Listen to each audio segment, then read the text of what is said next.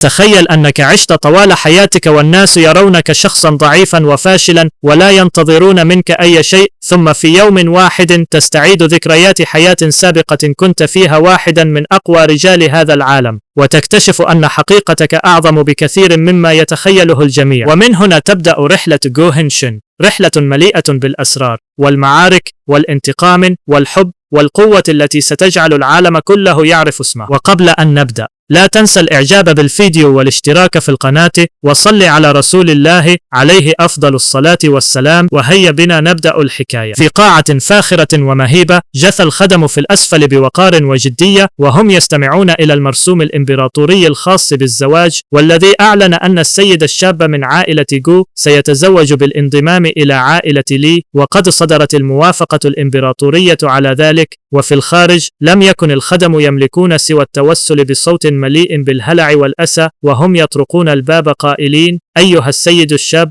لقد حدث أمر سيء، أرجوك اخرج بسرعة، افتح الباب يا سيد الشاب. تقدم رجل من الجانب وسأل بصوت بارد عن مكان السيد الشاب، فأجابه الخدم بأنه ما زال داخل غرفته ويرفض الخروج مهما نادوا. عندها انفجر الرجل غاضبا وقال: إن اليوم هو مراسم بلوغه سن الرشد، وإن معظم كبار وزراء البلاط قد حضروا بالفعل، كما حضر رئيس عائلة لي أيضا، بينما السيد الشاب الثالث هو بطل هذه المناسبة، فإن غاب عنها فكيف سينظر الآخرون إلى عائلة جو؟ ثم أمرهم بالإسراع وفتح الباب وسحبه إلى الخارج بالقوة إن لزم الأمر. صدم الخدم مما سمعوه وبدأوا يتهامسون فيما بينهم: هل المقصود عائلة لي التابعة لرئيس الوزراء الذي يملك نفوذا هائلا في البلاط؟ أليست هي العائلة التي أساء إليها السيد الشاب؟ أليست ابنتهم الكبرى هي الفتاة التي تحرش بها؟ وسرعان ما سيطر عليهم اليأس فأخذوا يتوسلون مجددا: انتهى أمرنا هذه المرة، ماذا سنفعل؟ أيها السيد الشاب، نرجوك افتح الباب. أما الشاب في الداخل فكان غارقا في الزراعة، وقد أحاط بجسده وهج أرجواني قوي يوحي بطاقة هائلة.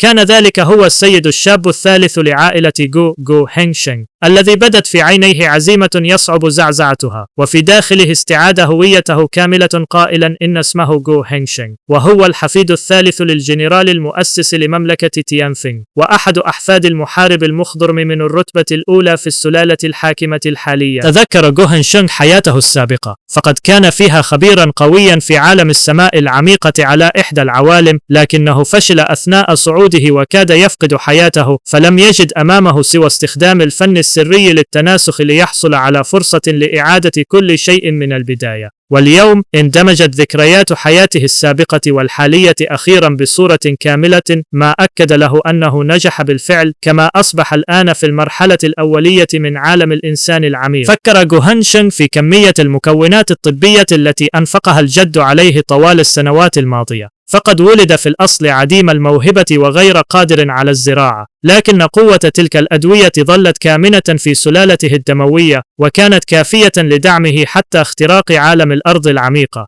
غير أن استعادة ذكرياته كشفت له أيضا عن مشكلة ضخمة، ففن التناسخ الذي استخدمه كان يقوم على خداع السماء وإغلاق الحواس الست وحجب أعين البشر حتى يصل صاحبه إلى سن 20 أي سن الرشد، فتفتح حواسه الست وتعود ذكرياته. قبل أن يستعيد ذكرياته لم يكن جو هين شن سوى فتى مستهتر عديم الفائدة، وفي تلك اللحظة تعالت طرقات متواصلة من خلف الباب، بينما صاح الخدم بأن أفراد عائلة لي قد وصلوا حاملين المرسوم الإمبراطورية، وإن لم يخرج فسيتعرض الخدم المساكين للضرب. وبينما كان يسمعهم أخذ يتذكر تصرفاته السابقة، فبصفته أحد أحفاد عائلة جو لم يهتم بالدراسة قط، وكان يقضي أيامه في قيادة مجموعة من السادة الشباب للأكل والشرب واللهو، ويتسبب بالمشكلات في كل مكان، ويلاحق النساء ويتصرف باستبداد معتمدا على هيبة عائلته. ومن بين الفضائح التي ارتكبها جو هين شن أنه تسلل ذات مرة إلى منزل اللورد فان وزير الإيرادات وسرق ملابس ابنته،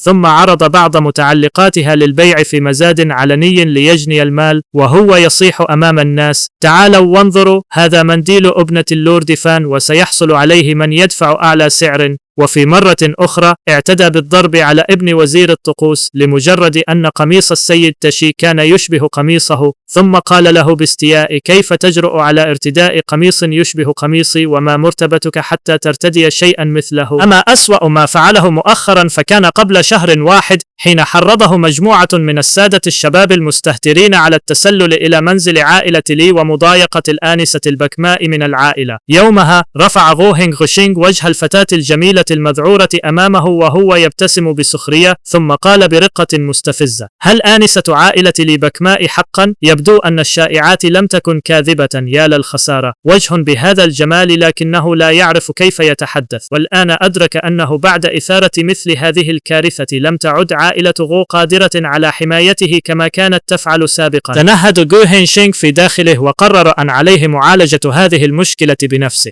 ثم فتح الباب الكبير فجأة وظهر أمام الجميع، فابتهج الخدم فور رؤيته وصاحوا: السيد الشاب غو، لقد خرجت أخيرا. إلا أنه نظر إليهم بلا مبالاة وقال: لماذا تبكون؟ ها أنا قد خرجت بالفعل. نظر غو هينغ شينغ إلى الرجل أمامه وقال بجدية: أين أفراد عائلة لي؟ خذوني إليهم. فأجابوه مسرعين بالموافقة، وبينما كانوا يسيرون أخذ بعضهم يتهامس بدهشة قائلين: إن السيد الشاب غو يبدو مختلفا بطريقة ما، بل إن بعضهم تساءل إن كان بهذا القدر من الوسامة من قبل. في تلك الأثناء كان الضيوف المدعوون قد اجتمعوا بالكامل في القاعة الرئيسيات لعائلة غو، وأقيمت مأدبة صغيرة تسودها أجواء تبدو مبهجة. وبعد قليل بدأت خطوات غو هين شينغ تقترب ببطء، وما إن ظهر حتى تعالت الأصوات بين الحضور. إنه غو هين شينغ. تقدم غو هين شينغ فور دخوله، ثم انحنى باحترام وقال: جدي. فأومأ الرجل الجالس في المقدمة وقال له: جيد أنك أتيت، أسرع وقدم احترامك للسادة الحاضرين. وكان من بين الجالسين لتيان يون من عائلة لي، وهو مسؤول من الرتبة الأولى ويحمل منصب المعلم الأكبر لولي العهد، كما يعد شخصية شهيرة في البلاط ويتمتع بنفوذ هائل. وبعد أن وقف الرجل خلف غو هين شينغ ظهرت الجدية على وجهه قبل أن يقول للحاضرين إن هذا اليوم لا يقتصر على إقامة مراسم بلوغ هين شينغ سن الرشد، بل لديه أيضا أمر آخر يريد إعلانه. وأوضح الجد أنه بعد التشاور مع اللورد لي قررا أن تصبح العائلتان مرتبطتين بالمصاهرة، بحيث يتزوج هين شينغ من ابنة اللورد لي على أن يقام الزفاف الكبير رسميا بعد شهر واحد. وما إن سمع غو هين شينغ ذلك حتى شعر وكأنه سقط في قبو جليدي، فقد فوجئ بالقرار ولم يستطع تصديقه، لكنه أدرك في داخله أن الأمور وصلت إلى مرحلة لم يعد فيها الكثير من الخيارات. نظر غو هين شينغ إلى الجد المجاور له بحزن، وفهم بسرعة الأسباب الكامنة وراء قراره. فالجد يريد أولا ردع الأعداء والمتربصين من جميع الجهات، وثانيا ضمان أن يعيش غو هين شينغ مستقبلا بأمان ومن دون متاعب، وثالثا إنهاء قضية إساءته السابقة إلى آنسة عائلة لي ثون هو. فقد بدأت عائلة غو في التراجع، ومهما كان احتقار عائلة لي لغو هين شينغ فلن يستطيعوا إيذاءه بعد هذا الزواج، بل سيضطرون أيضا إلى حماية ابن عائلة غو جيدا. عندما أدرك غو هين شينغ أن الجد تخلى عن آخر ما يملكه من كرامة حفاظا على سلامة حفيده المستهتر، صر على أسنانه وشد قبضتيه غير قادر على تهدئة مشاعره. وفي المقابل وقف لي تيان يون وقال: بما أن الأمر قد تقرر، فسأرسل بعد شهر رجالا يحملون الهدايا، وسنستقبل السيد الشاب الثالث نيابة عن ثونو. لم يجد الجد سوى الانحناء والرد: سنفعل كما يقول اللورد لي. لكن قبل أن ينتهي كلامه صاح غو هينغ شينغ فجأة: انتظر. ثم التفت إلى لي تيان يوان وقال بجدية: اللورد لي، ما قلته قبل قليل يحتوي على خطأ صغير أريد تصحيحه. لقد قلت إنكم ستأتون بعد شهر إلى عائلة غو لتقديم هدايا الزواج، لكنني أظن أنك عكست الأمر. أثارت كلماته غضب لي تيان يون على الفور، فسأله بحدة: أيها السيد الشاب غو، ماذا تقصد؟ وفي الوقت نفسه لم يستطع رئيس عائلة غو الحفاظ على هدوئه، فصاح: هين شينغ، لا تكن وقحا، اعتذر إلى اللورد حالا. وكان قلب الجد في داخله يضطرب بعنف، فقد كانت عائلة غو قبل سنوات تتمتع بسمعة مدوية وهيبة هائلة، ولم تكن لتسمح أبدا بأن يتزوج أحد أبنائها بالانضمام إلى عائلة أخرى، لكن وضعها الحالي لم يترك لها خيارا. إلا أن غو هين شينغ نظر إلى جده بجدية وقال: جدي، أرجوك أن تثق اليوم بكل قرار يتخذه هين شينغ. لمع شيء في عيني الرجل العجوز وكأنه لكنه لم يصدق ما يسمعه، ثم تنهد أخيرا وقال بتعب: أنت ابن من أبناء عائلة جو، فليكن كل شيء كما تقول. عندها التفت جو هينغ شينغ إلى لي تيانيون وقال بثبات: اللورد لي، بعد شهر من الآن سأحمل هدايا الخطبة بنفسي إلى عائلة لي، وسأتزوج آنسة عائلة لي. ما رأيك؟ صحيح أنني سيد شاب مستهتر وعديم الفائدة، لكنني أيضا ذكر الوحيد من الجيل الشاب لعائلة جو، فإذا تزوجت بالانضمام إلى عائلة لي فأي وجه سيبقى لعائلة جو؟ وأين ستذهب هيبة بيت الجنرالات؟ وعلى أي أساس سنقود جيش 100 معركة في مملكة تيانفينغ ونحرس حدود المملكة ونحمي البلاد؟ لم يستطع أي شخص في المأدبة تصديق الكلمات التي خرجت من فم جو هينغ شينغ.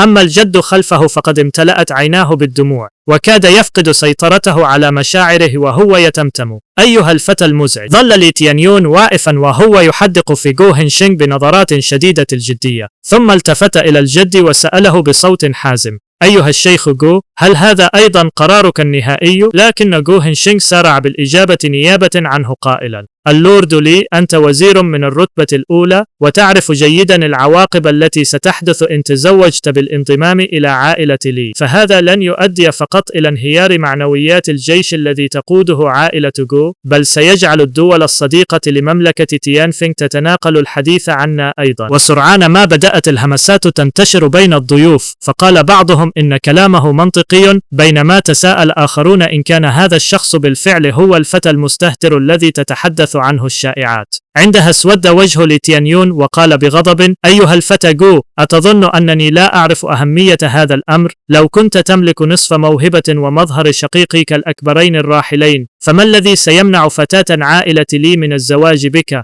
لكن للأسف الأسد قد ينجب كلبا، وأنت شخص يصعب الاعتماد عليه في الأمور المهمة. خفض جو هينغ شينغ رأسه قليلا ثم أجاب: اللورد لي، دعنا نؤجل مسألة الزواج بالانضمام إلى العائلة. تصرفاتي السابقة أهانت بالفعل كرامة عائلة لي، وأنا مستعد لقبول العقاب، وإذا وافق اللورد لي فسأعتذر بنفسي وأكفر عن خطيئتي. حدق لي تيانيون فيه بنظرات باردة، لكنه لم يقدم ردا واضحا، بل استدار مباشرة وقال: لننسى أمر اليوم، سنتحدث في كل شيء شهر المقبل. وقبل أن يغادر التفت لي تيانيون إلى الخلف عدة مرات، ثم خرج أخيرا من المكان. وهكذا انتهت المواجهة مؤقتا، لكن التوتر الذي خلفته كلماته ظل عالقا في القاعة. في تلك الليلة بقي الضوء مشتعلا في غرفة جو هينغ شينغ حتى وقت متأخر. جلس فوق السرير وهو يزرع بعناية وبعقل شديد التركيز، وقد ازدادت عيناه ثباتا بعد القرارات التي اتخذها خلال النهار. بينما ساد الغرفة جو مظلم وهادئ، أحاطت بجسده طبقة قوية من الضوء الأرجواني، وكأن طاقة غامضة تتشكل من حوله، ثم في لحظة واحدة اندفع كل ذلك الضوء إلى داخل جسده واختفى تماما. تنهد جو هينغ شينغ ببطء، ثم نزل من السرير واتجه إلى الطاولة الصغيرة في منتصف الغرفة، وسكب لنفسه كوبا من الشاي وهو يفكر.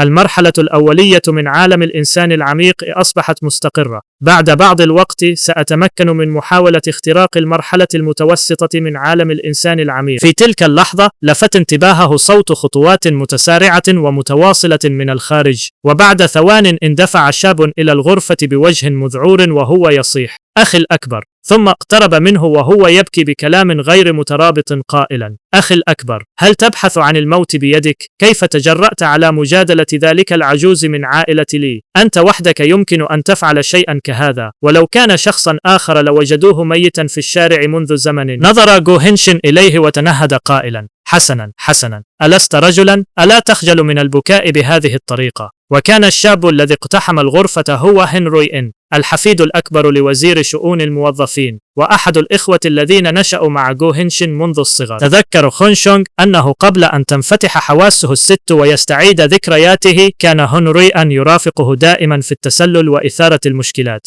أما هنري أن فواصل البكاء والشكوى قائلا: أخي، اليوم مراسم بلوغك سن الرشد، وكان يفترض أن آتي لتهنئتك، لكن عجوز عائلتي أصر على إرسالي إلى المعسكر العسكري للخضوع لتدريب قاس. لقد عانيت كثيرا ولم أتمكن من الهرب إلا بصعوبة لآتي وأتأكد أنك ما زلت حيا. استمع جو هينشن إلى كلامه ثم علق بنبرة هادئة مليئة بالازدراء: خرجت زحفا من فتحة الكلاب مرة أخرى، أليس كذلك؟ ليس سيئا. احمر وجه هنروي أن على الفور واعترض قائلا: ما هذا الهراء الذي تقوله؟ أنا الحفيد الأكبر الموقر لوزير شؤون الموظفين، فكيف يمكن لشخص مثلي أن يزحف عبر فتحة للكلاب؟ لم يتردد جو هينشينغ في فضحه قائلا: يا آن الصغير، أسرع وانفض الغبار وشعر الكلاب عن ملابسك، فنحن في النهاية سادة شباب من عائلات محترمة في العاصمة الإمبراطورية، ويجب أن نحافظ على شيء من الرقي. ابتسم هنروي آن بإحراج وقال: ما حدث كان مجرد حادث جميل. ثم سعل عدة مرات محاول استعادة وقاره قبل أن يغير الموضوع. جلس هنروي آن إلى الطاولة وهو يبدو سعيدا وقال: أخي، دعنا ننسى موضوع فتحة الكلاب ونتحدث عن عائلة لي. وما إن ذكر الأمر حتى نظر إليه جو هينشن بشيء من الغضب قائلا: في ذلك الوقت أظن أنكم أنتم من حرضتموني على الذهاب لمقابلة آنسة عائلة لي، أليس كذلك؟ شعر هنروي آن بالذنب فور سماعه ذلك، ثم قال: الأخ جو، وقتها راهنت مجموعتنا على أنك لن تجرؤ على التلصص على الآنسة لي، لكننا لم نطلب منك أن تقول لها كل تلك الأشياء. وإذا تحدثنا عن التهور فأنت كنت أكثرنا تهورا. لم يستطع جو هينشينغ إنكار ذلك تماما، فاكتفى بالقول: حسنا، ما حدث قد حدث، فما فائدة الحديث عنه الآن؟ لكنه تمتم في داخله أن شخصيته قبل انفتاح حواسه الست كانت متباهية ومزعجة إلى درجة أنه يفضل ألا يفكر فيها كثيرا. تابع هنروي آن حديثه قائلا: إذن يا أخ جو، ماذا سنفعل الآن؟ هل ستتزوج فعلا بالانضمام إلى عائلة لي،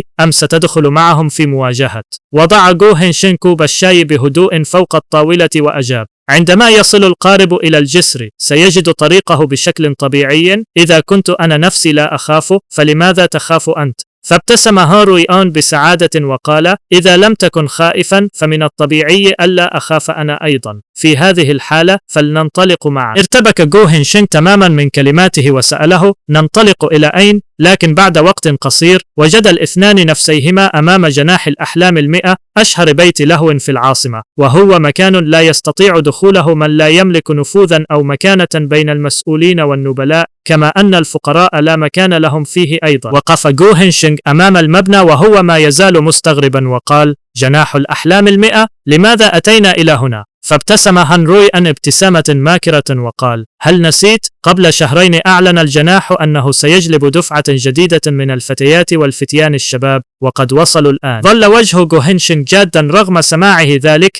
ثم قال: رغم أنني لم آتي إلى هنا بحثا عن اللهو والنساء، فقد أجد شيئا أحتاج إليه، لندخل ونلقي نظرة. فابتهج هنروي آن على الفور وأجاب بحماس: حسنا. ثم أسرع للحاق به وهو يضحك قائلا: بوجود الأخ جو معنا سنحصل بالتأكيد على مقعد ممتاز. بمجرد ظهور الاثنين داخل جناح الأحلام 100 جذبا انتباه جميع الموجودين، وسارع العاملون إلى الترحيب بهما قائلين: مرحبا بالسيد الشاب جو والسيد الشاب هان. لكن الفتيات الجميلات في المكان أصابهن الذعر في داخلهن، إذ دار في أذهانهن فورا أن السيد الشاب جو عاد مرة أخرى لإثارة المشكلات. وسرعان ما بدأت الهمسات تنتشر في أرجاء المكان: إنه السيد الشاب الثالث جو، يا إلهي، لماذا جاء هذا الرجل اليوم؟ هل يريد إثارة المتاعب من جديد؟ تفقدوا ملابسكم جميعا وتأكدوا من أن ألوانها لا تشبه لون ملابسه، وإلا فقد يحرقها. وعندما رأى جو هينشينغ ردود أفعالهم شعر بالعجز وقال في نفسه إن تغيير الصورة التي يحملها الناس عنه سيحتاج إلى وقت أطول مما تصور. أما هنروي آن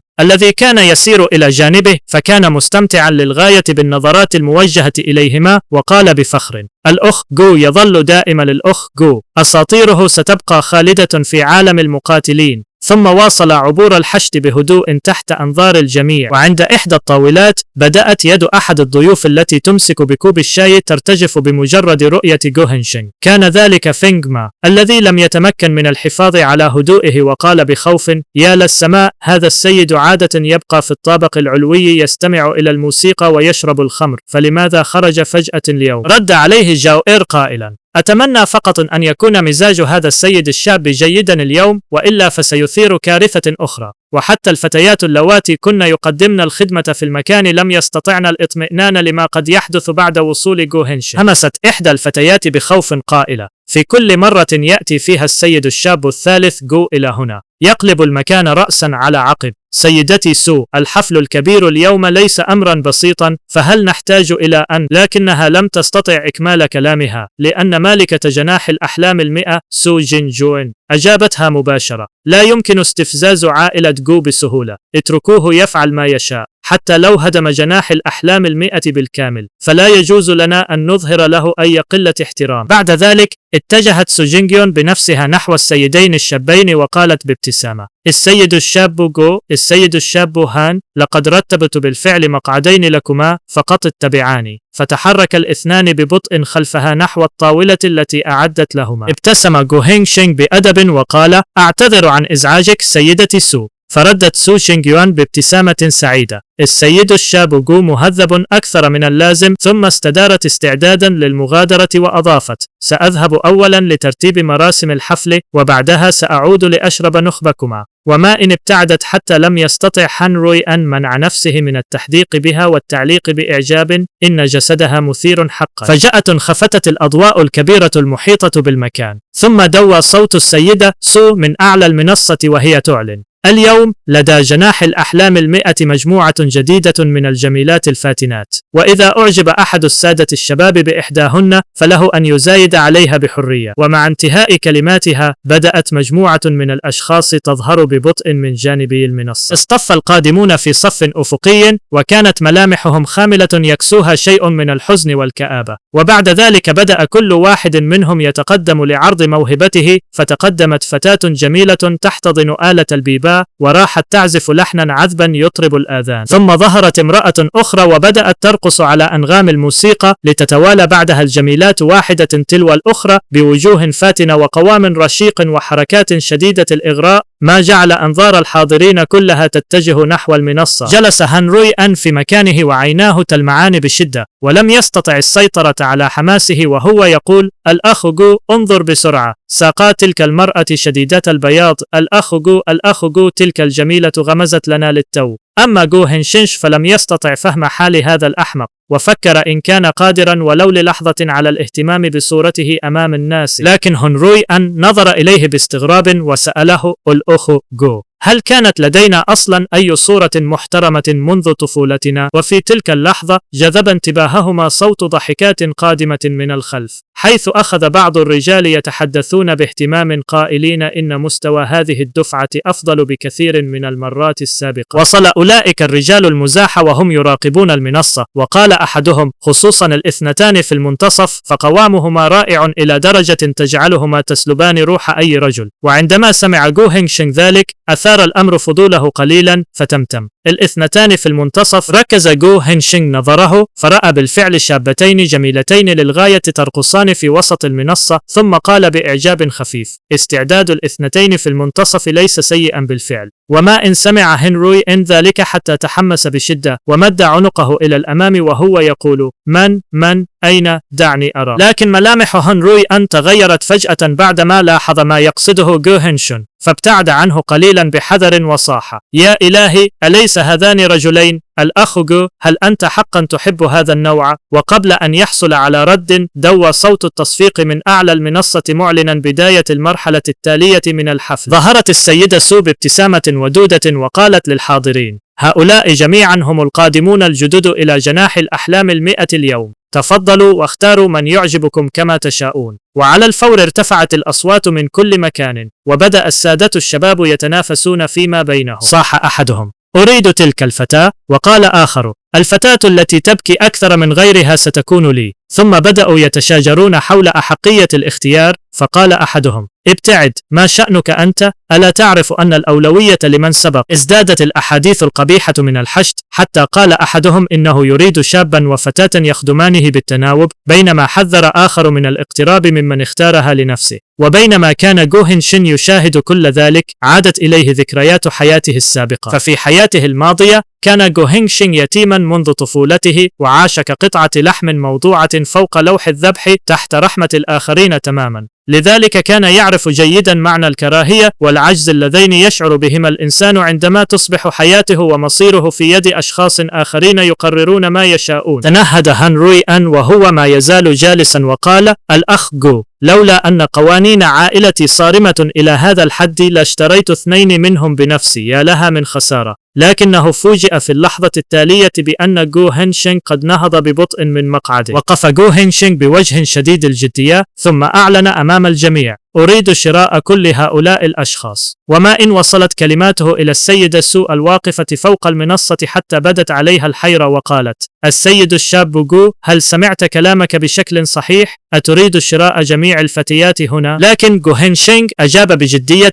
تامة أمام دهشة الجميع: بغض النظر عن كونهم ذكورا أو إناثا سأشتريهم جميعا. وعندها انفجر الحاضرون بالهمسات، وقال بعضهم إنهم سمعوا منذ زمن أن السيد الشاب الثالث لعائلة جو فاسق ومستهتر، لكنهم لم يتوقعوا أن يصل به الأمر إلى هذا الحد. وسرعان ما صاح بعض الجالسين على الطاولات المجاورة: يا جو الثالث، ألا تعرف القواعد؟ إن اشتريتهم جميعا فلماذا جئنا نحن إلى هنا؟ وقال آخر: أليس لديك بالفعل اتفاق زواج مع عائلة لي؟ أتريد أن تأكل مما في الوعاء بينما تنظر إلى ما في القدر أيضا؟ هل شهيتك كبيرة إلى هذه الدرجة؟ ألا تخاف أن تموت فوق السرير؟ سمع جو هين شينغ سخريتهم، لكنه ظل هادئا تماما، ثم وجه نظره إلى 3 منهم وقال بصوت منخفض: أنتم الثلاثة. وبعد لحظة تابع بجدية: هل ما زلتم تتذكرون الرهان الذي عقدناه من قبل؟ تجمد الرجال ال3 فور سماع ذلك ولم يعرفوا كيف يردون، بينما عادت الذكريات إلى بضعة أيام مضت في ليلة هادئة كان القمر فيها معلقا عاليا في السماء وينشر ضوءا خافتا على المكان. في تلك الليلة كان ال4 يتسللون بحذر وكأنهم يبحثون عن فرصة لفعل شيء ما. ثم التفت قائد المجموعة إلى الخلف وهمس: لا يوجد أحد في الجوار. يا جو الثالث، أسرع واذهب الآن. كان جو هينغ شينغ يسير خلفهم بوجه متشكك، ثم قال بعدم ارتياح: التسلل إلى عائلة لي، هل هذا مناسب حقا؟ لكن ال3 ابتسموا بحماس وبدأوا يشجعونه قائلين: لا تقلق، سنبقى هنا نحرس المكان من أجلك، طالما أنك تجرؤ على الدخول وإلقاء نظرة على آنسة عائلة لي فسنعترف بك أخا أكبر لنا. وراح الآخران يؤكدان كلامه باستمرار. نظر جو هين شينغ إليهم دون أن تتغير ملامحه، ثم انضم إلى اللعبة أخيرا وقال: حسنا إذن. وبعدها وضع قدميه فوقهم واحدا تلو الآخر، مستعملا أجسادهم كدرجات حتى قفز إلى الأعلى وتسلل إلى الداخل. وعندما عادت الذكريات إلى الحاضر كان الرجال ال3 يدركون جيدا أنهم السبب الحقيقي وراء المأزق الذي تورطت فيه عائلة جو بسبب تلك الحادثة، ولهذا لم يجرؤوا على قول شيء، فقد كانوا يعرفون أنهم إن انكشف أمر تحريضهم لجو هينغ شينغ على مضايقة آنسة عائلة لي فلن تكون نهايتهم جيدة على الإطلاق. مرر جو هينغ شينغ نظره الهادئ عليهم، ثم استدار وكأنه يستعد للمغادرة وقال: إذا كنتم لا تتذكرون فلا بأس، يمكن لهذا السيد الشاب أن يأخذكم بنفسه إلى عائلة لي حتى تستعيدوا ذاكرتكم هناك. ما إن سمع ال3 ذلك حتى أصابهم الذعر وصاحوا بسرعة: انتظر! فالتفت جو هين شينغ إليهم بنظرات باردة وقال: ماذا؟ هل ما زلتم تريدون الاعتراض علي؟ فور سماع ذلك تغيرت ملامحهم إلى ابتسامات متملقة وأسرعوا نحوه قائلين: أخي، لا أيها الزعيم، نحن نتذكر كل شيء ولا حاجة لأن تساعدنا على استرجاع الذكريات. صحيح، من اليوم فصاعدا ما يقوله الزعيم هو ما سنفعله، وإذا أراد الزعيم جميع القادمين الجدد فنحن موافقون. جلس هان روي أن بجانبهم وهو يشاهد المشهد بصمت شديد، ثم فكر في داخله بأنه كان مشاركا هو الآخر في تلك الحادثة، لكنه محظوظ لأن علاقته بجو هين شينغ جيدة، ولذلك لم يفتح معه الموضوع بالطريقة نفسها. رفع جو هين شينغ نظره نحو المنصة وقال بجدية: السيدة سو، لقد سمعت بنفسك أنهم وافقوا، فهل يمكن إتمام هذه الصفقة؟ بدت على مالكة جناح الأحلام 100 بعض الحيرة بعد كل ما شاهدته، كما أصبحت ابتسامتها أكثر تصلبا، لكنها أجابت: ما دام السيد الشاب جو قد طلب ذلك فمن الطبيعي أن تتم الصفقة، لكن الثمن لن يكون قليلا. عندها ألقى جو هينغ شينغ نظرة باردة على الثلاثة الذين كانوا يتظاهرون بالهدوء وقال: أنتم تعرفون ما عليكم فعله، أليس كذلك؟ فسارعوا جميعا إلى الكلام في الوقت نفسه: أنا سأدفع. وقال آخر: كيف يمكن أن نسمح للزعيم بأن يدفع من ماله مقابل أمر كهذا؟ نحن بالتأكيد لن نتراجع. بعد أن حسم الأمر التفت جو هان شونغ إلى هان روي أن وقال: يا أن الصغير، لنذهب. أما هان روي أن فظل جالسا للحظات وملامحه غريبة، عاجزا تقريبا عن التعبير عما يفكر فيه، فقد رأى أن شراء جميع هؤلاء الأشخاص من دون دفع قطعة فضة واحدة من مال جو هان شونغ كان تصرفا مذهلا إلى درجة لا تصدق. بعد ذلك عاد الاثنان من الطريق نفسه، وأثناء سيرهما أخذ هان روي أن يتنهد وقال: الأخ جو، ما حدث اليوم كان ممتعا حقا، لكن إذا علم جدك بكل هذا فأخشى أن ما ينتظرك في المنزل لن يكون جميلا. ابتسم جو هين شين عندما سمعه وقال: بدلا من القلق علي، من الأفضل أن تقلق على نفسك أولا. إذا تأخرت أكثر قبل العودة إلى منزلك فأظن أن والدك سيضربك حتى الموت. عندها فقط تذكر هنري إن المصير المرعب الذي قد ينتظره، فصرخ في هلع: كدت أنسى، هيا لنعد بسرعة. أما الأشخاص الذين اشتراهم جو هين شين للتو فقد جمعوا بعد ذلك في الساحة الكبيرة أمام قاعته. وقف جو هين شين أمامهم بثبات، وكانت هيبته مختلفة تماما عن ذلك السيد الشاب المستهتر الذي كانوا يسمعون عنه. عندما رأوا موقفه الجاد ظهر الخوف على وجوه الكثير منهم، ثم اتجه جو هين شين ببطء إلى طاولة حجرية قريبة وجلس عليها قبل أن يقول بصوت هادي: ارفعوا جميعا رؤوسكم لينظر إليكم هذا السيد الشاب. لم يكن أمامهم سوى الامتثال، فرفعوا رؤوسهم ببطء، لكن الخوف ظل واضحا في أعينهم. مرر جو هين شين نظره عليهم واحدا تلو الآخر، وكأنه يفحص شيئا مهما في أجسادهم واستعداداتهم، وبعد لحظة لم يستطع إلا أن يقول: يستحق جناح الأحلام 100 سمعته بالفعل، فقد تمكن من العثور على هذا العدد من أصحاب الملامح الجميلة. ثم تابع فحصهم بعينيه وكأنه يقيمهم بدقة، وأخيرا قال: أعماركم مناسبة واستعداداتكم أيضا ليست سيئة. لكن هذه الكلمات أخافت مجموعة الفتيات بشدة، حتى اندفعت إحداهن إلى الأمام ووجهها شاحب، ثم سقطت على ركبتيها وهي تبكي قائلة: أرجوك يا سيد الشاب، لا تقتلني، أنا لا أريد أن أموت. في لحظة واحدة سقط صمت عميق على الساحة كلها. أما جو هين شين فلم يبدو عليه أي انفعال، واكتفى بالرد بهدوء: حسنا، ومتى قال هذا السيد الشاب إنه يريد قتلك؟ رفعت الفتاة رأسها بصعوبة وكأنها غير قادرة على تصديق ما سمعته، ثم واصل جو هين شينغ حديثه بثبات قائلا: الآن سأعطيكم خيارين، الأول أن تتبعوني من هذه اللحظة وتعملوا من أجلي وتطيعوا أوامري. ثم وضع عدة سبائك صغيرة من الفضة فوق الطاولة قبل أن يقول بابتسامة خفيفة: أما الخيار الثاني فخذوا 10 تايلات من الفضة لكل واحد منكم، ثم غادروا هذا المكان. أصيب الجميع بالذهول ولم يستطيعوا فهم ما يحدث، فقد اشتراهم للتو والآن يمنحهم الحرية ويعرض عليهم المال أيضا. وكان الخياران أمامهم يمثلان طريقين مختلفين تماما، حتى إن بعضهم لم يصدق أن بإمكانه الاختيار حقا. ومع ذلك كانوا يعرفون طبيعة كبار الشخصيات في العاصمة الذين تتغير أمزجتهم بصورة غير متوقعة، ولذلك خافوا أن يتراجع جو هين شينغ عن كلامه في اللحظة التالية، لكنه كسر صمتهم قائلا ببرود: أنتم حاليا لا تملكون شيئا يجعل هذا السيد الشاب بحاجة إلى خداعكم أو التآمر عليكم. ثم تراجع جو هين شينغ ببطء وقال: الفضة أمامكم والاختيار يعود إليكم. وظلت الفتاة الراكعة تحدق في الطاولة بذهول قبل أن تبدأ بالزحف إليها ببطء وهي ترتجف. مدت يدها وأمسكت ب10 تايلات من الفضة، وما زالت غير مصدقة أن الأمر حقيقي. ثم رفعت عينيها إلى جو هين شينغ وسألته بخوف: هل يمكنني الرحيل الآن؟ لكنه لم ينظر إليها حتى، واكتفى بالقول ببرود: اذهبي. عندها اتسعت عيون الباقين من الصدمة، ثم اندفع عدد كبير منهم بسرعة نحو الطاولة. ومدوا أيديهم ليأخذ كل منهم حصته من سبائك الفضة الصغيرة. راقب جو هينغ شينغ ما يفعلونه من دون أن يظهر أي تغير في مشاعره، وفكر في داخله أنه منحهم فرصة الاختيار. أما الطريق الذي سيسلكونه من الآن فصاعدا فهو أمر يخصهم وحدهم. وبعد انتهاء التدافع بي عدد قليل فقط واقفا في الساحة، ظل هؤلاء ينظرون من حولهم بوجوه مذهولة وكأنهم لم يستوعبوا ما جرى حتى الآن. عندها وقف جو هين شينغ وسألهم ببرود: لماذا لم تغادروا؟ أجابوه بملامح يائسة: نحن مجرد أشخاص من الطبقة الدنيا، وحتى لو غادرنا الآن فسنقبض علينا مرة أخرى عاجلا أو آجلا، وحينها قد لا نصادف شخصا طيبا مثل السيد الشاب. ظهرت ابتسامة خفيفة على شفتي جو هينغ شينغ عندما سمع وصفهم له بالشخص الطيب، ثم فكر بسخرية: شخص طيب؟ هل أبدو حقا مثل شخص طيب؟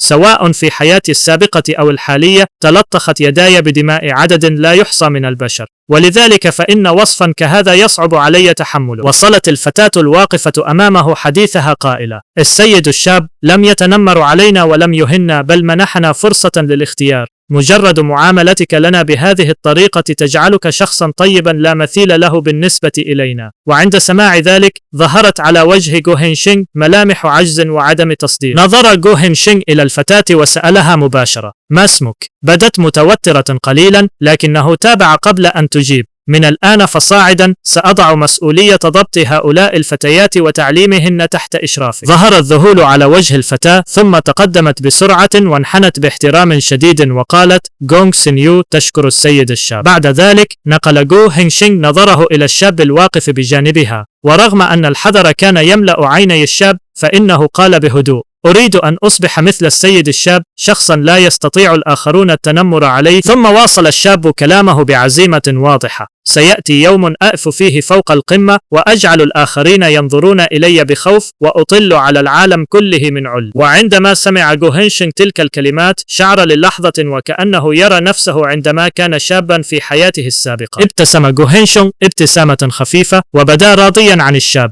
ثم استعاد في داخله ذكرى حياته السابقة حين كان في مثل هذا العمر قد أسس جناح السيف بمفرده وبدأ سعيه وراء الطريق العظيم للحياة. مد جو هين شينغ يده وربت على الشاب أمامه ثم قال بجدية: قل لي اسمك. هذا السيد الشاب مستعد لمنحك الفرصة التي تريدها وستكون قائدا له. انحنى الشاب بإخلاص شديد وقال: شانغوان هاي لن يخيب أمل السيد الشاب أبدا. عندها أخرج جو هين شينغ رمزا من مقتنياته وكانت عليه كلمات منقوشة بوضوح، ثم قدمه إليهما قائلا: خذ هذا واحفظ جيدا الاسم المنقوش عليه. أمسك غونغ شينيو وشانغون هاي بالرمز بوجهين مذهولين وسأل بتردد: أيها السيد الشاب، ما هذا؟ عندها أصبحت نظرات جو هين شينغ باردة وقال بهدوء: من الآن فصاعدا أنتم تلاميذ جناح السيف ويجب عليكم جميعا اتباع أوامري. احتاج الاثنان وبعض الواقفين خلفهما إلى لحظات حتى يدركوا معنى ما سمعوه، لكن سرعان ما جثى الجميع في الساحة في وقت واحد، ثم قالوا بصوت موحد: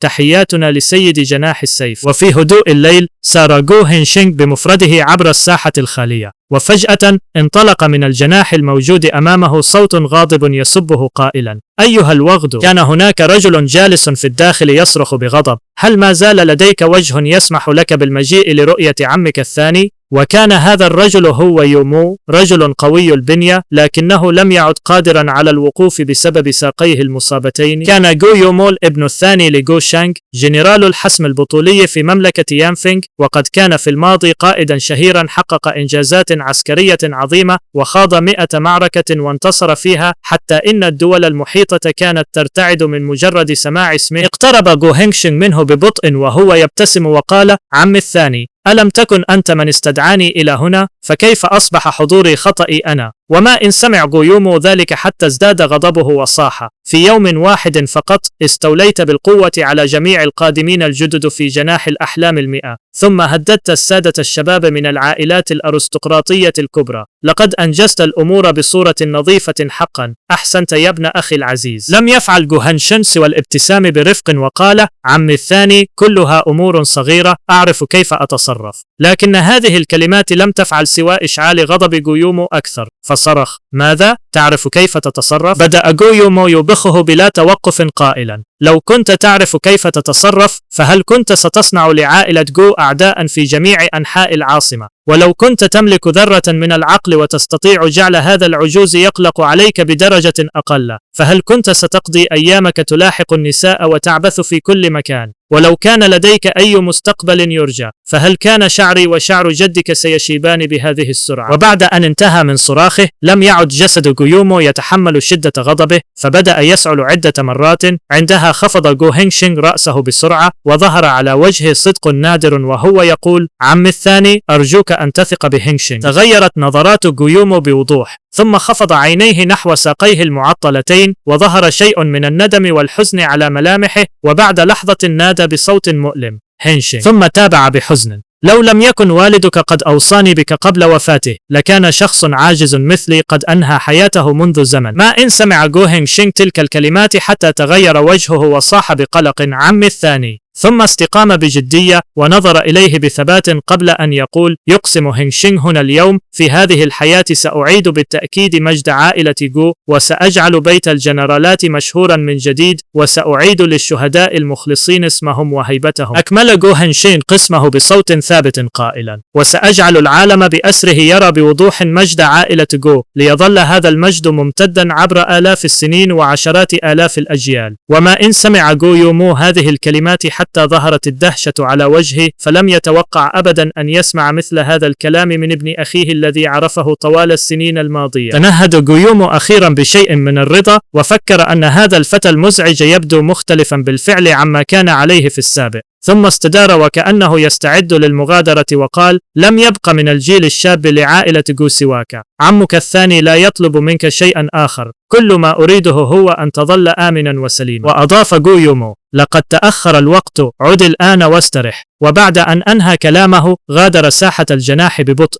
ظل جو هينغشينغ واقفا يراقب ظهر عمه الثاني وهو يبتعد، بينما كان يفكر بجدية في أن عائلة لي ستقدم موقفها النهائي بعد شهر واحد فقط، ولذلك لم يعد لديه وقت ليضيع. شد جو هينغشينغ قبضتيه واتخذ قرارا حاسما بأن عليه تسريع خطواته من الآن فصاعدا. وفي صباح اليوم التالي انتشرت أشعة الشمس في كل زاوية من قصر عائلة جو، معلنة بداية يوم جديد. كان جو شانغ كعادته جالسا في غرفته يصب لنفسه كوبا من الشاي ليستمتع بهدوء الصباح، لكن قبل أن يستقر تماما فتح الباب فجأة ودخل أحد الخدم مسرعا وهو يقول بارتباك: سيدي، سيد الشاب موجود في القاعة الأمامية ويقول إنه جاء ليقدم احترامه لك. ما إن سمع جو شانغ ذلك حتى تغير وجهه وبصق رشفة الشاي التي كانت في فمه من شدة المفاجأة، ثم قال: ماذا قلت؟ ذلك الوغد ينام كل يوم حتى ترتفع الشمس في السماء، فما الجنون الذي أصابه اليوم؟ ورغم حيرته نهض بسرعة واتجه إلى المكان الذي ينتظره فيه حفيده العزيز. بمجرد أن رأى جو هينغشينغ جده قادما انحنى له باحترام وقال: جدي، جاء هينغشينغ اليوم ليقدم احترامه لك.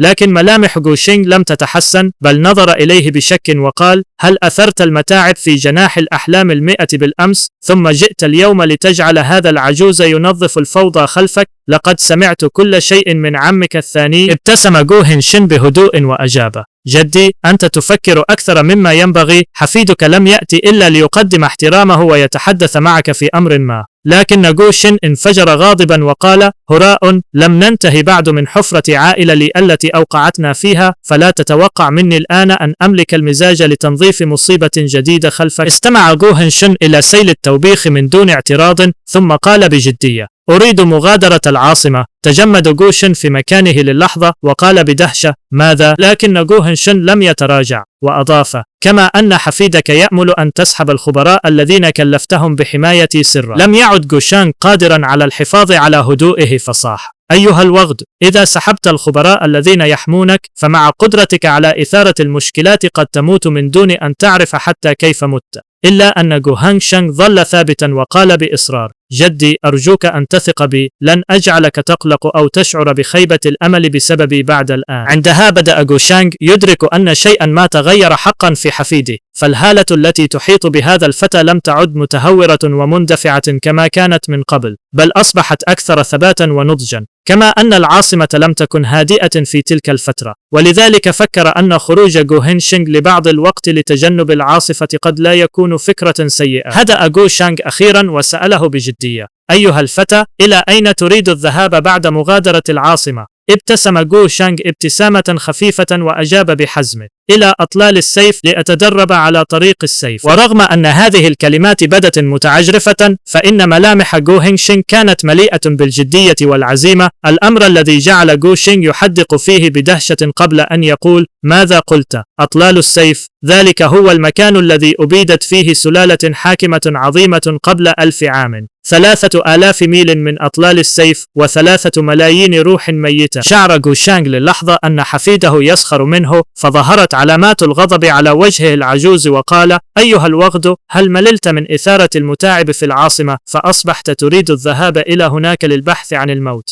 لكن جو هينشينغ أجابه بجدية: أنا أعرف جيدا مدى خطورة ذلك المكان، لكن ليس لدي سبب يسمح لي بعدم الذهاب. حدق جو شانغ مباشرة في عينيه وكأنه يبحث عن مصدر هذا العناد، ثم استدار بغضب وقال وهو يهم بالمغادرة: أنا لا أوافق أيها الوغد. وقف جو هينشينغ خلفه وشدت قبضتاه تدريجيا، لكنه لم يكن مستعدا للتراجع. فجأة نادى جو هينشينغ: جدي. ثم جمع شجاعته وجثى على ركبتيه ليظهر مدى جدية موقفه. التفت جو شينغ إليه بصدمة وعجز وقال بصوت متلعثم يختلط فيه الغضب بالدهشة: أنت أيها الفتى. وصل جو هينشينغ كلامه بصدق: جدي، لقد أصبحت عاقلا حقا، أرجوك أن تثق بي هذه المرة. وكانت هذه الكلمات نابعة من أعماق قلبه بلا أي تمثيل أو مراوغة. رفع جو شانغ رأسه ونظر إلى السماء بينما تدفقت المشاعر في قلبه. فطوال السنين الماضية، حتى عندما كان هينشينغ يتسبب في كوارث تهز العاصمة، لم يسبق له أن جثى أمامه بهذه الطريقة ليتوسل إليه.